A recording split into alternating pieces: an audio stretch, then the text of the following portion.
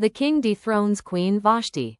Now it came to pass in the days of Ahasuerus. This was the Ahasuerus who reigned over 127 provinces, from India to Ethiopia, in those days when King Ahasuerus sat on the throne of his kingdom, which was in Shushan the citadel, that in the 3rd year of his reign he made a feast for all his officials and servants, the powers of Persia and Media, the nobles, and the princes of the provinces being before him, when he showed the riches of his glorious kingdom and the splendor of his excellent majesty for many days, 180 days in all.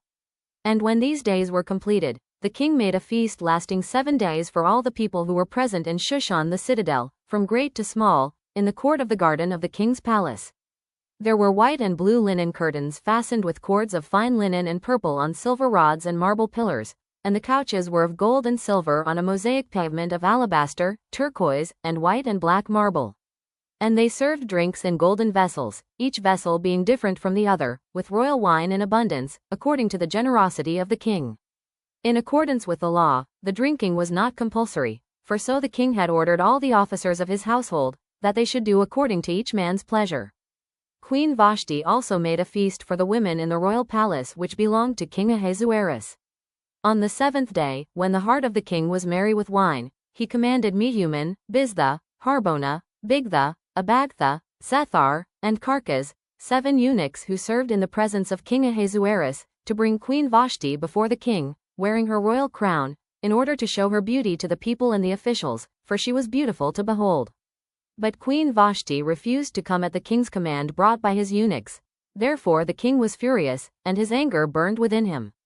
Then the king said to the wise men who understood the times, for this was the king's manner toward all who knew law and justice, those closest to him being Karshina, Shethar, Admatha, Tarshish, Meres, Marsana, and Memucan, the 7 princes of Persia and Media, who had access to the king's presence, and who ranked highest in the kingdom.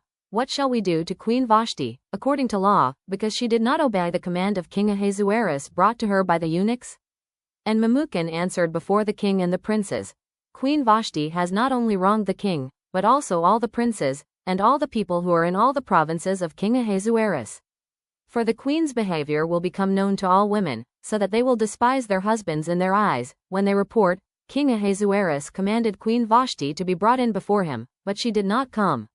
This very day the noble ladies of Persia and Media will say to all the king's officials that they have heard of the behavior of the queen. Thus there will be excessive contempt and wrath. If it pleases the king, let a royal decree go out from him, and let it be recorded in the laws of the Persians and the Medes, so that it will not be altered, that Vashti shall come no more before King Ahasuerus, and let the king give her royal position to another who is better than she. When the king's decree which he will make is proclaimed throughout all his empire, for it is great, all wives will honor their husbands, both great and small. And the reply pleased the king and the princes, and the king did according to the word of Memucan.